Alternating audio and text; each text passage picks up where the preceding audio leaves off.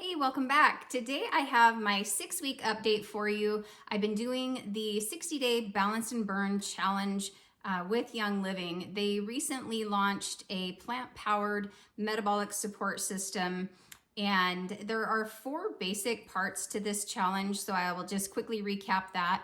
The first part is to take the Balance and Burn supplements every single day. The second part is to move your body for at least 30 minutes a day. The third piece is to drink at least 64 ounces of water. And the fourth part is to eat real, whole, nourishing foods. So I have a whole playlist on Balance and Burn. I will link that in the description below, but just to quickly cover the ABCs of this system, the A is for Akkermansia, and Akkermansia supports GLP-1 production in the gut. So it supports your own body's ability to produce it. It also impacts our blood sugar, and it supports a healthy microbiome in the gut. The B is the Burn formula, and that is the citrus polyphenols that support healthy fat metabolism.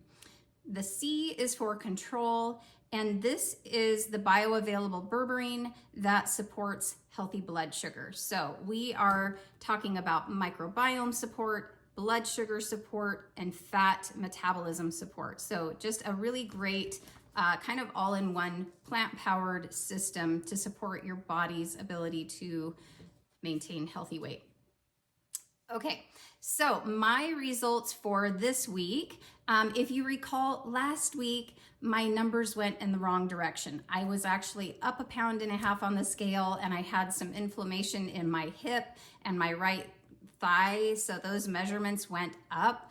And this week, everything went back down. So I was down 2.8 pounds for the week. The inflammation left my hip and right thigh, and my waist went down a smidge. So some of my measurements went down a smidge, and I did release 2.8 pounds. So for the entire 6 weeks, I'm down 5 pounds, and the measurements are shrinking a little bit. I haven't tallied them all up. But overall, I'm feeling really good. My coffee consumption is down. I'm just not craving it or feeling like I need it. I'm not having bloat after I eat. I'm sleeping really well. My energy is good throughout the day. So I am counting all of those wins, not just what the numbers say. I wanted to talk a little bit about some of the things, I think when we take on a challenge like this, it's really an opportunity to tune into your body, listen to your body's reactions to different foods or stress or sleep patterns or just all of the different things. So one of the things during the week when my weight increased, I had already talked about that it was a stressful week. I had way overpacked my schedule, and I was just kind of wiped out by the end of the week. I had also been eating peppers, which is something that it's a nightshade and it can cause inflammation in some people. Another thing that I was doing that week, which was kind of out of the norm for me, was I had started eating a lot more salad. And, a long time ago, I had done a bunch of research on leaky gut, and Dr. Josh Axe has some great videos on leaky gut, and he talks about kind of what you should and shouldn't be eating. And he suggests that people who are struggling with gut issues, leaky gut, those kinds of things, should really avoid raw vegetables. And for the most part, I was, and I just kind of started adding them back in that week. And I think my body wasn't ready for that. So he recommends eating well-cooked vegetables, proteins, healthy fats, all of that. And so I have kind of resurrected my favorite soup pot there. I love soup. I could live off of soup. It's not my husband's favorite, so we're kind of eating separate dinners right now, but I will make a pot of soup. I use my homemade bone broth, which is really good for gut health.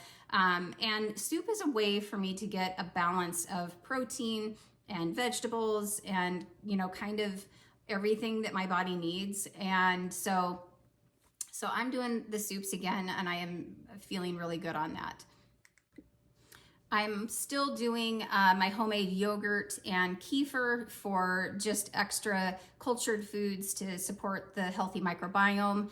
And then I like to, with the 64 ounces of water, I tend to make it into ginger tea or fenugreek tea or some sort of an anti-inflammatory tea, so that I'm not just drinking the water, but I'm also kind of getting some anti-inflammatory benefits. For the exercise portion, I'm still going on my daily hike.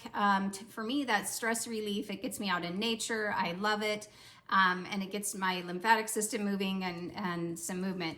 And then I'm also doing the 5 Tibetan rites. So I'm not doing any strenuous, crazy weightlifting right now. I may add that in at some point, but right now I'm just kind of being gentle with my body, but also moving.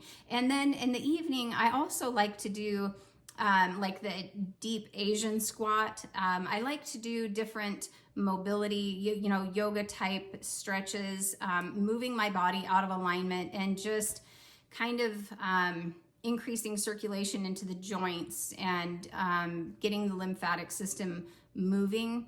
I also use my vibration plate periodically, and I will do, squats and different movements on the vibration plate, which, the vibration plate has benefits of its own. And then when you exercise on it, you're kind of getting extra.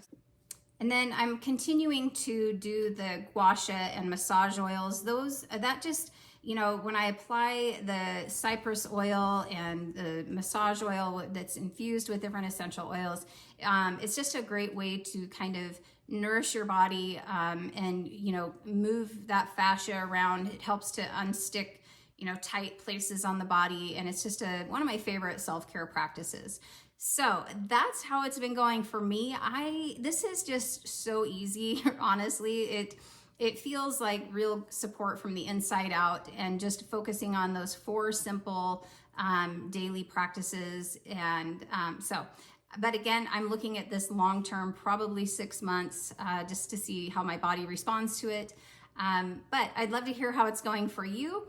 Please let me know in the comments below, and I will see you in the next video. Thanks for watching.